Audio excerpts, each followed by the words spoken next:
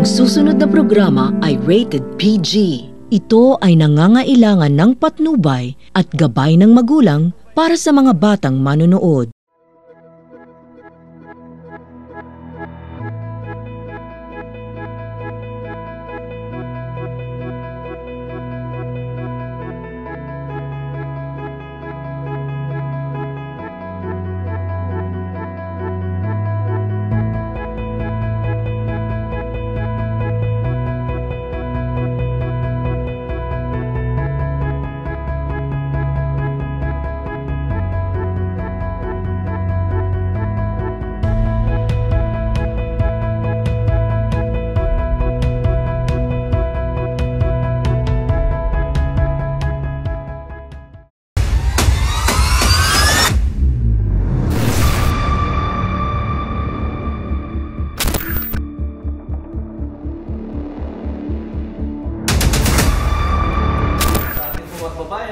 Pagpalain po tayo sa topic.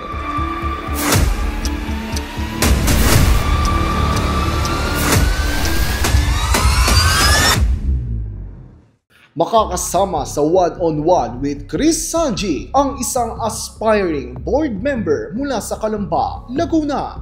Dating legal researcher at program coordinator, isang ehemplo ng beauty with a purpose. Handang makinig at tumulong sa masa. Walang iba kundi si Princess Lahara.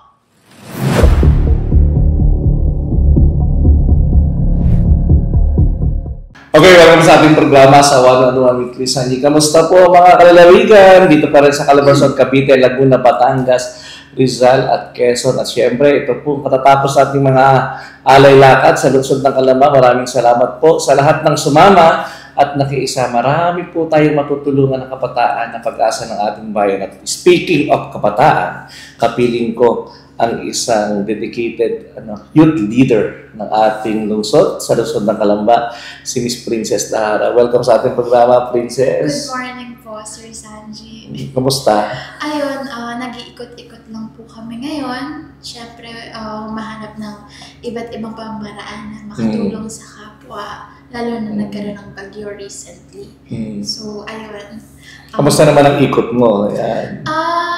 Masaya naman po kasi madami akong nakakasalamuha, madami akong nakakausap, and syempre nakakatuwa din naman makasama yung mga tao, makakwentuhan at makabonding. So, that's your heart eh. Puso mo yan eh. At mamaya pag-uusapan natin yan. Kumentuhan muna tayo. Si Princess kasi ay, nag-work sa Kapitolyo, sa kanyang daddy, at nakikita niya. Kapag nag-work ka as a mga public servant nakikita mo problema ng bayan. Di ba? Kamusta? Kapag may dumadayo sa'yo, ma'am, wala kaming pandagdag lang sa pangbayad sa ataol ni pamilya, gano'n. Paano natin ina-approach to, ma'am? Tinitingnan muna natin kung applicable ba sila sa mga programa ng opisina. Siyempre, meron tayong mga medical assistants kung pwede natin ipasok. Kung may mga natitira pang bill sa hospital yung patient. At kung hindi man natin mapasok, siguro ginagawa na lang natin ng paraan para makatulong tayo kahit paano. Kahit maliit man lang. Mga personal na pera. Yes. Alam mo, ganyan tayo mga public servant. Yes.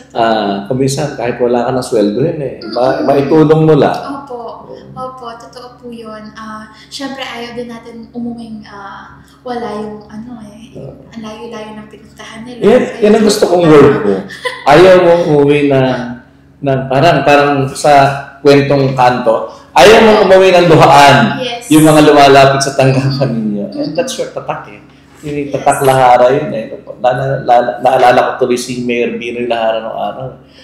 Pumapasok pa lang ng hindi pa City Hall, ng munisipyo. Pagbaba pa lang niya doon sa sasakyan niya sa Pajero. Alam ka, Pajero sa sasakyan niya noong araw na nung panahon niya.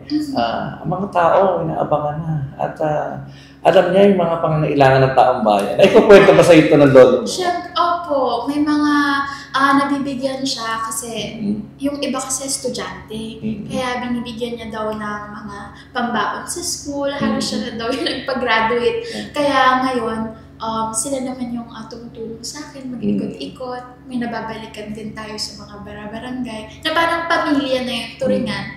Kasi ang tawag nga nila sa lolo ko, Ninong. Ganon.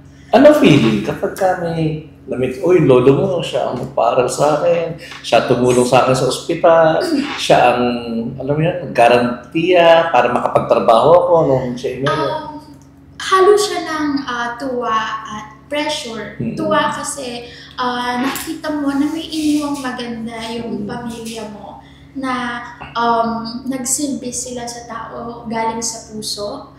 At meron pa rin hindi nag-end yung communication hanggang ngayon. May connection pa rin.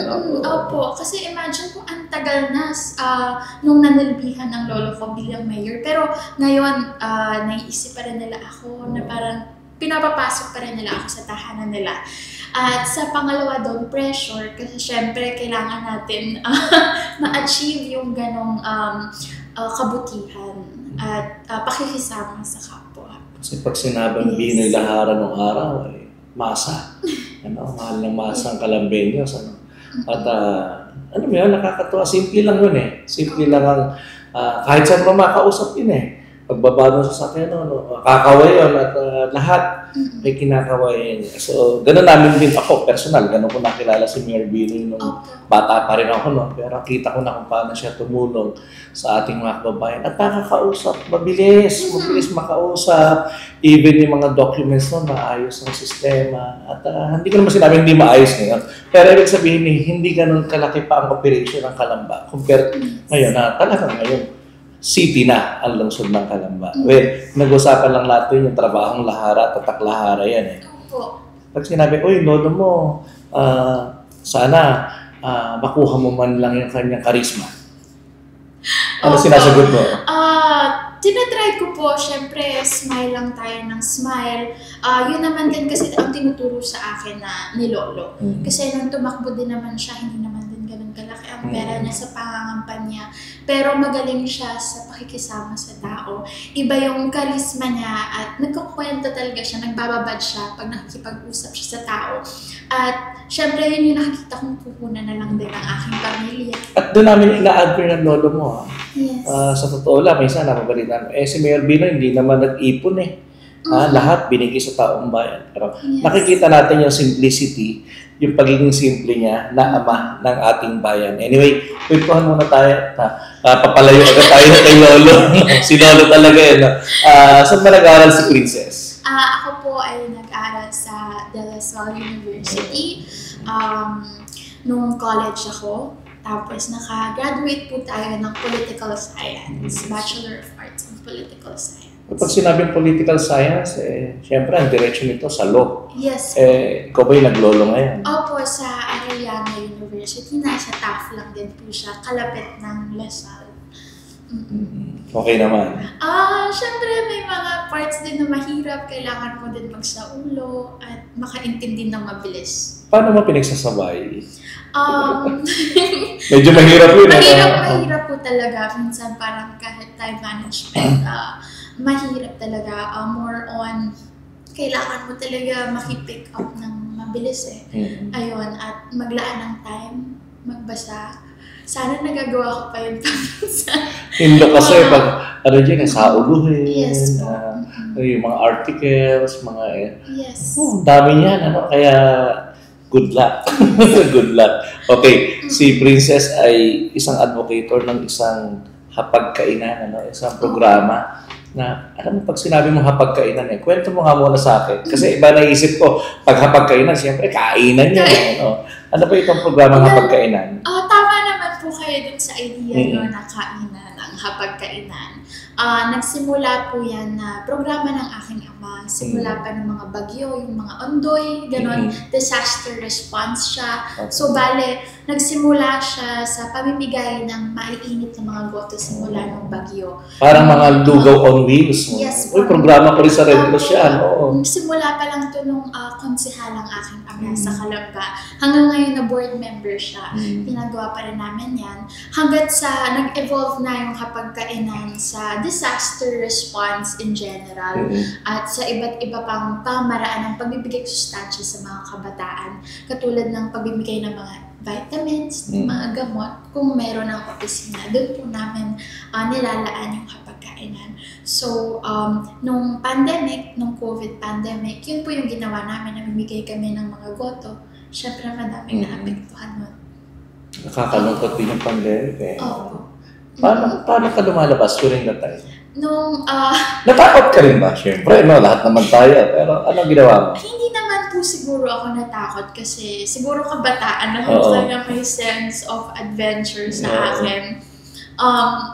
Ayun, hindi naman ako natakot pero syempre tinignan natin na hindi pa further ma-escalate yung pagkalat ng COVID. So naging careful din tayo sa mga masks, sa mga iba't iba pang alcohol, sa mga contact natin na hindi natin ma-further. Pero sa pamimigay ng goto talaga, pinuntahan talaga natin yung mga communities na nangangailangan. Baka yung pinigyan nyo ng goto, pinulutan mo.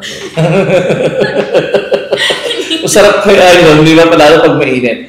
Hindi, anyway, talaga nakita rin. Malaki may tulong nun kasi walang paggalaw eh. Walang paggalaw ang tao. Ang tulong ng gobyerno, syempre, limitado at well-distributed ang budget, pagbibigay ng bigas, ayuda.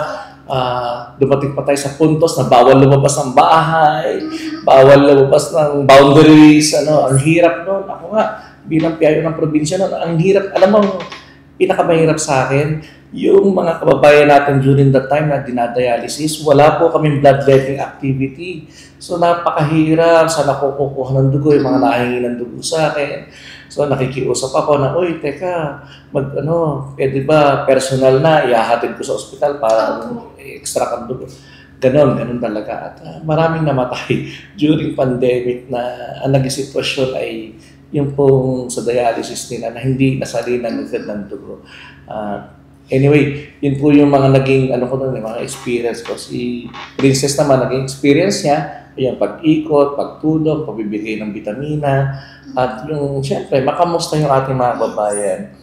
Yung mga pinupuntahan yung mga depressed area, mga mahihirap nating mga babayan. Ano naging response? In a way, at least nandun kayo, nagpapakain kayo. Ano ang response nila sa inyo? Natutuwa naman din po sila. Siyempre, kalimitan doon request yun ng mga kababayan natin mismo. So, nag-prepare lang kami ng mga gota namin na binibigyan natin ng... So, ibig sabihin, Princess, kapag may gagawin kayong program, may nagre-request sa inyo, siyempre, no? Opo, meron din po. Pero kahit hindi mag-request pa. Ayun. So, nakikita nyo yun, uy, doon tayo sa tabing applyan, magpakain tayo doon, o kaya doon tayo sa Kayanlog, yung mga area na yan, doon tayo sa Mayriles, magpakain tayo at yung mga kababayan natin doon.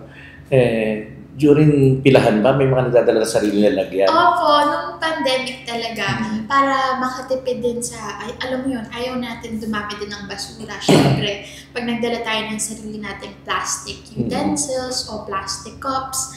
So, bago pa man tayo pumunta sa area na yun, inaabisuhan na po natin yung community na magdala ng sarili nilang containers. Kaya, ayun, ready na sila. Minsan nga, ang dami pa pero natutuwa sila kasi masarap din yung goto. Kahit ako kinakain ko yun. Di mo ko pinagdala. Utang ng goto sa amin ni Erla. Anyway, pag-usapan naman natin itong pagiging public servant. Malaking hamon sa'yo. Yes. Siyempre, lahara, big name in public service, being a public servant, yung pamilya niya. Ano ang hamon sa'yo? Ngayon na nagpaplano ka, mag-board member ka ng ating probinsya. Ano hamon? Ito hamon sa'yo, check ko Siyempre, banggitin ko na lang din. Yung lolo ko, yung former Mayor Binoy Lahara, maganda naging programa niya. Siyempre, kinukwento niya sa akin na nung termino niya kasi, dumami din ng factories sa atin. At doon din naging syudad ang Calamba. Kaya niya napapasok ang mga factories dahil sa tax incentive para maengganyo yung companies. Yung ama ko naman, magaganda din naman ang mga programa at advokasya niya. Siyempre, nandyan po ang ating protection of indigent families in public and private hospitals. Nandyan din ang Equal Employment Opportunity Ordinance. Nandyan din ang protection of traditional jeepney design. Teka, ano pa pangalan ng daddy mo? Christian Pinag-uusapan natin eh. Baka mapagalitan ako ni Bukal eh. Si Lingkod Bayan Christian Tahara. So, yun yung mga programa niya. Advocacies, ordinances. So, katulad nung kanina ko nasabi, may parte na parang pressure talaga. Kasi kailangan mong galingan din in terms of advocacy. Siyempre, kasi ang expectation ng mga Calambeños, uy, isang lahara to, mahusay ito, ipagtatanggol dito ang kapakanan ng ating mga kababayan. Anak to ni Nino. Ito, magtatanggol lalo na sa mga mahihirap nating kababayan. Paglaban sa gutom at kahirapan. Ito pa inaasahan namin sa iyo. Yun nga po. Siyempre gusto natin mabigay yung mga pangangailangan ng tao. And since meron silang parang may banner na sila na kung ano yung naging advocacy programs nila, syempre kailangan ako din na magawa ko din yun. Kaya nandito po tayo ngayon para mapagpatuloy yung mga napresenta ng mga ordinansa ng ama ko sa lalawigan ng Laguna, sa Sangguniang Panlalawigan. By the way, mga kababayan, si Princess she filed her candidacy as board member ng Lone District of Calamba. Kaya nakikipagkwentuhan ako. Ano ang gagawing batas ni Princess pag nasa probinsya na? Opo. Other than the continuation ng ating mga ordinances, kasi syempre, yung mga ordinansa, yung mga ibang mga ordinansa, yung ibang mga batas, hindi siya automatic eh. So, kailangan mo ng strict implementation and execution. Yung bagitin ko na lang din yung mga napasa na nga na ating Equal Employment Opportunity Ordinance, pasado naman na, binibigyan po ito ng 25% tax incentive sa business operations yung company pag nag-hire sila ng PWD at mga seniors. So, syempre, since hindi siya automatic, diba, nakikipag-usap ako sa mga companies, ako na mismo nakipag-usap in representing our office na pasado na po itong ordinansa natin. At kailangan implement. Yes, kailangan ng implementation. And what if hindi i-implement? Syempre, May meron din ka kulang parusa. wala naman po itong parusa. Nakadepende yun sa company if gusto nila. Discretional lang. Yes, discretional. Pero since, ayun na, may 25% tayong incentive, mas may engano yung company na mag-hire ng PWD at seniors. And in terms of naman sa mga ordinances na gusto mong ipasa, syempre tinitingnan ko din yung mga side ng kababaihan ako. Paano ba makatulong pa further sa mga kababaihan at sa mga youth. Mga ganon. So, inaasahan namin, nabanggit mo yung kababaihan. Women empowerment. Yes. Kasama po natin syempre si Gov. Ruth sa ating serbisyong tama sa babaihan. So, ayun, gusto natin mapanatag pa at mapalakas yung mga ating kapwa. Well, una, yung protection ng mga kababaihan, yung mga BAUSI program natin, violation against women and children, and then yung health program, importante yan sa mga kababaihan. Kaya ako nga natutuwa kay Gobernadora Ruth, yung pagsusulong ng Laguna Regional Hospital na naipatas na, direct-diretso na yan. Bakit? Number one, kailangan natin yan. Yung ating kalusugan, yun ang number one. Pangalawa, yung protection ng mga kababaihan doon sa yung monitoring ng breast cancer, yung awareness sa myoma, na talagang binibigyan ng protection ng mga kababaihan pagdating sa health and wellness ng ating gobyerno. Kaya diyan nakatutok si Gobernador at maaasahan ka na kasama niya dyan. Of course, magkakasama tayo sa mga makatao at makamamayang mga programa at ordinansa. Ang daming gagawin ni Princess, Sabi Tito Sanji kasi kailangan double time Kasi ito yung panahon natin, magmadali tayo para matikman ng taong bayan itong mga batas na to at ang benepisyo nito ay mapakinabangan ng taong bayan. binanggit mo yung 25% sa mga company, malaking tulong yun, ha? Opo. Hindi kaya ang i-hire ng mga kumpanya sa pagtitipid nila, puro PWD. Wala naman po siguro problema kasi madami ding PWD na very able. May iba't ibang...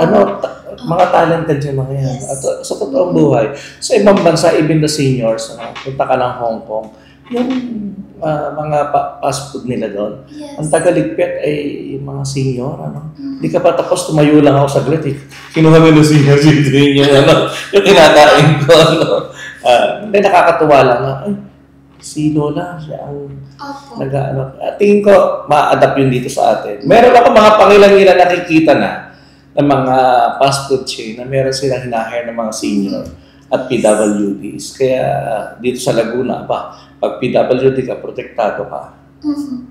At banggitin ko na lang din, Sir Sanji, yung ating protection of traditional jeepney design. Okay. So, syempre, ngayon kasi nasa process kami ng public hearing. Pero kung hindi man mapasa itong ordinansa natin sa time ng aking ama, ako ay ang mapupush nito. What do you mean jeepney design? Kasi alam natin yung issue ng jeepney modernization sa national level, national scale. Pero ang gusto natin gawin sa Laguna, na maging tayo, role model tayo sa iba't ibang mga probinsya, iba't ibang mga syudad, na tayo pinapanatili natin yung traditional jeepney design by supporting local manufacturers instead of foreign manufacturers na kasi naman bumili pa tayo sa China ng mga jeepney, bakit hindi na lang tayo tumangkilik ng mga local manufacturers ng jeepney? At alam mo, ang Laguna kilala sa paggawa ng jeep. Yes. Para dyan sa San Pablo, yung mga Amante Motors na yan, yung mga gumagawa ng mga jeepney, yun ang, alam mo yan ang local na sasakyan natin Yes. Pagkatapos ng Kalesa, Pilipino, tricycle. Nagkaroon ng jeep, na maliit na jeep, pinalaki, ginawang transportation ng mga kababayan natin. At nakasanayan na natin nung araw yan. Pumara ka ng jeep, pupunta tayo sa bayan. Okay, Princess, balikan natin. Kanina na napag-usapan natin si Mayor Binoy. Yes. Si Lolo Binoy mo. Noong nagsabi ka, Lolo, kakandidato po ako, magpaplano po ako maging board member sa probinsya. Ano sabi niya sa'yo? Siyempre, nagulat at first. Pero eventually, naging supportive din naman. Siyempre, tinignan niya din yung practical side na siyempre ako ay isang law student. Tinryan nilang i-assure na ako ay makakatapos ng pag-aaral. Kasi yun yung pinaka-importante sa aking pamilya na makatapos ako. Pero nung nagkaroon naman kami ng usapan na maayos, sila ay naging very supportive na. At tumutulong na din sa akin siya mag-ikot-ikot. Kaya nung unang pag-iikot ko sa Kalamba, syempre baguhan pa lang tayo, kaya sumasama pa siya sa akin nung unang pag-ikot ko. May tanong ako, noong una mo siyang nakasama na, kandidata ka na, nakapag-file ka na, at ikaw namamandaw na, mga term na ano napansin mo kay Lolo Binoy pagdating sa ground? Pagdating sa ground, ang lolo ko ay very open. Very open ng aking lolo sa lahat ng tao. Lahat talaga binabati niya. At din ako, parang syempre privileged din ako na makita siya kung paano siya makasalamuha. Kasi ako ay na-adapt ko na din at natutuwa ko ano ba talaga yung... Kasi kilala siya sa pagiging makamasa. Kaya natuwa ako na nakita ko siya kung paano mag-operate at na-adapt ko yun. Ngayon, paano kanya pinakikilala? Pinapakilala niya ako bilang apo niya, syempre. At hindi lang nagsistop tayo doon. Dapat may kasama tayo mga advocacies and programs. Pinapakilala din natin ang mga advocacies at programs. At ayun, syempre kung ano ang natapos ko, political science, na nag-aabogasya ako ngayon. At ayun, from that on, doon na tayo nakikipagtsikahan sa mga barangay. Ayun. Yan, kasi syempre, importante. Uy, apo ko ha! Tutulong-tulong na rin. Ganyan. Yes. Ako ganyan yung magsalita ito yung anak ni Ninyo. So, yun lang naman Pero syempre, iba yung nakikita naming mukha ng isang Princess Lahara di ba? Iba yung parang, uy, iba to. Parang, kasi pag nakita mo yung mga pamilya Lahara, mga Brusco, mga lalaki, di ba? Colonel, di ba? Si Mayor Binoy, malakas ang boses, si Nino, si Bokal, malaki, parang laging seryoso pag nagsasalita. Pero si Princess, wow, ibang mukha, ibang sistema ng paglilingkod. Kaya ako nakita yung mga batas na gusto niya gawin, like yung tungkol sa PWD, malaking tulong niya sa ating mga kababayan. At yun ang inaasahan natin sapagkat sa Kalamba ay marami na rin members ng PWDs at sa pagtuloy na pag-unlad ng isang bayan, kaakibat, nakikita mo dapat lahat. So the senior citizens, the PWDs, yung mga kababayan natin, ano pa yung maibaga. Alam mo, tatay mo champion sa yung sa trabaho, online trabaho. Yes. Champion talaga ang tatay nito pagdating sa pagtulong sa mga naghahanap ng trabaho through online. Ulitin ko, bawal maging tamad. One click away na. Di ba? Kaya, alam mo, Princess, iba pa rin ang social media. Iba pa rin ang internet world ngayon. No? Kakaibang. Siguro inabot mo na, ewan ko, kung inabot mo na wala pang internet, walang kami sa gobyerno, dyaryo pa. No? Kailangan mo pa bumili ng dyaryo, magbasa kung anong latest na balita. Pero after that, ngayon, cellphone na lang. Cellphone na lang, kita mo na lahat ang nangyayari. Not only in your city o munisipyo o Laguna, buong mundo. Isa-search mo na sa Google, ano latest news ngayon? Yan, lalabas ng lahat, Princess. Totoo po yan. Kaya kami din ginawa na namin online sa amin para ma-reach namin yung iba't ibang tao. Kasi syempre hindi naman lahat sila makapunta ng opisina namin. So, ayun po. Kaya sana, pag naandyan ka na, mas marami pang innovation ang ibigay mo sa taong bayan. Sabi mo kanina, pero ibang Lahara to ngayon Ibang Lahara to. Banggitin ko si Mayor Binoy, sila Colonel, sila Raji, sila Bocalvino. Ay, mga lalaki to. Ano kakaiba sa'yo? Syempre, madami-dami din. Ako din ang isa sa mga unang babae na tumakbo for higher position sa amin. Kaya, syempre, great deal yun. Pinagandaan talaga namin kung paano ba namin i-approach ng tao. Simula pa lang sa kulay ng tarpaulin, kami ay nagiging ridiculous na. Kinikritik, Oo, kaya kulay pink po tayo para ma-highlight natin ang pagiging babae natin. Syempre, iba din pag babae na ang tumakbo. Kasi more on... Pero hindi ka naman lalaki. Hindi naman po. For the record. For the record, nakapalda po si Princess. Pero, yun ang totoo.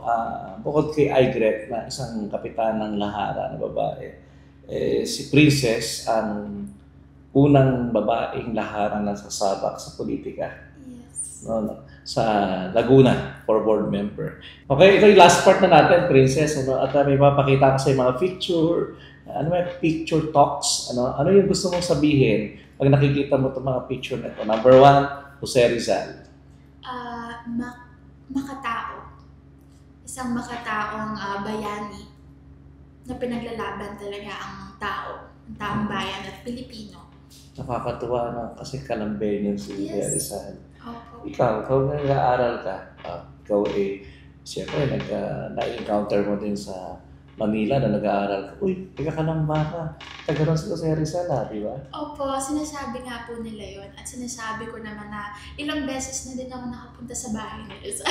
Dapat. Lagi ka nandun. Okay. Picture ni Gobernadora Ruth Hernandez. Serbisyong tama ang naiisip ko kay Gobernadora Ruth Hernandez sa mga programa nila. At syempre sa iniwang programa ni Gobernadora Mil Hernandez, napakaganda. At magkakasama po tayo dyan sa serbisyong tama natin. So tutuloy niyo yan. Yes. Partner ka, tutuloy niyo yan. Si Mayor Ross Rizal. Dugong bayani ang naiisip ko kay Mayor Ross Rizal. Kalambago. Nung sabi niya, ikaw yung board member namin, ano advice niya sa'yo? advice naman po ay, ang pagkakasabi niya sa akin, uy, magkapartido na tayo. Yun yung pagkasabi niya sa akin na kasi nakita niya ako nag-oath-taking sa lakas. So, nasabi niya, uy, magkasama na tayo. In terms of advice, siguro ay, siguro hindi naman a man of few words si Mayor Ross. Nakita naman niya, nagugustuhan niya yung mga pag-gimmick ko At nagugustuhan niya nga pag kumakanta ako. So, more Kumakanta ka ba? Biglang gano'n. Next time pakantahin niyo ito. Sabi na po, galing mo palang kumanta. So, in terms of advice, wala masyado. I see it as nakikita naman ni Mayor Ross. Siguro yung pagkanta mo, namana mo kay Vocal Carla. Yes. 100%. 100%. Hello. Si Mayor Binoy Lahara. Picture ni Mayor Binoy. Si Mayor makamasa. Makamasa at matalino ang aking rolo. Matalino. Dahil sa mga, ayun nga, nung termino niya, naging syudad ang Calamba at napapasok natin ng mga madaming factories through tax incentives. Kaya yung mga relationship natin sa ibang companies, ongoing pa rin yan. Actually, talaga siya ang nagbukas ng gate ng Calamba para sa progresibong Calamba. Si Mayor Binoy. At salamat sa kanya. May isang Binoy Lahara na nagpakilala ng lungsod ng Calamba. Siya ang siya ang nag-umpisa as city of Calamba. Yes, at syempre ang ating City Hall. Siya nagpagawa, panahon niya yun. Anyway, basta congrats sa kanya sa mga ginawa niyang hindi nalilimutan ng mga taga-Kalambayan. Picture ng iyong daddy, si Vocal Niño Lahara. Ayan, ay matalino din ang masasabi ko sa aking ama. Hindi ko alam kung paano na naiisip yung mga programa at bigla na lang, gano'n, Yes, siguro bago yan matulog sa gabi, nag-iisip yan. Ano kaya magandang ordinansa? Naiisip niya yung magandang ordinansa sa lahat ng mga issues, sa medical, sa transportation. Ako kuminsan naisip ko si Nino, masyadong dedicated sa taong bayan. Yung kanyang serbisyo sa tao. Kuminsan, may isip mo na, uy, bakit kailangan niya pa itong sabihin? Pero pagbabalikan mo yung mga sinasabi niya, that's the reality na, uy, wake up call. Kumilos tayo para makatulong. Kaya tayo nandito para makatulong. At ito'y wake up call sa mga namumuno sa pamahalaan. And thank you for him. Kasi maraming bagay ang nagbubukas, nagiging usapin para mabigyan ng magandang programa at proyekto ng ating pamahalaan. Yun ang ina-admire ko din sa daddy mo. And last, yung picture ng banga. Pag nakikita mo siya. Yes. Ang picture ng banga, pag nakikita ko siya, ayan ang simbolo talaga ng Calamba. Symbol siya ng Calamba, kilala. Pag nakikita ang banga, nakikita nila Calamba. Pero siguro, tinitingnan ko din in a deeper level, ano ba ang symbol ng banga. Siguro, yung nakikita natin pag nagluluto tayo, ingredients, no? Ano bang ingredients na masarap na pagkain? Pero dito, nakikita din natin in an outer perspective, ano ba ingredients ng magandang pamamahala.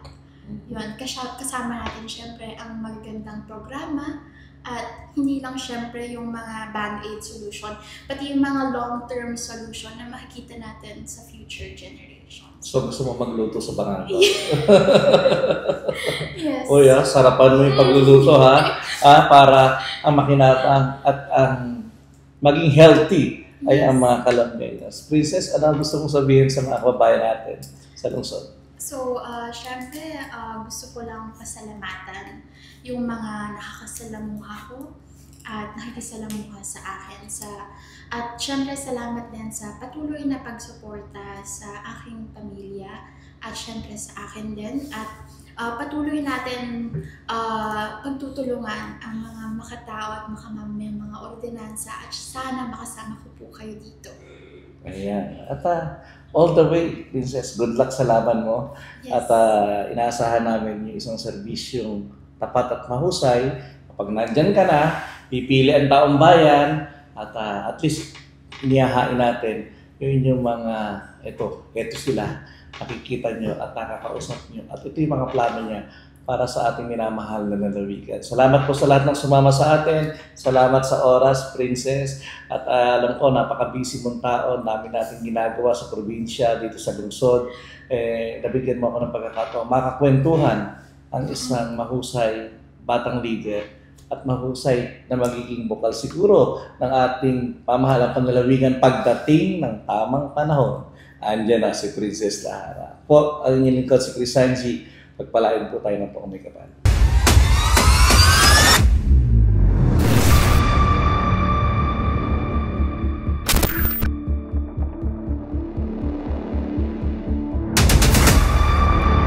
Sa ating mga kababayan, pagpalain po tayo ng Pong May Kapal.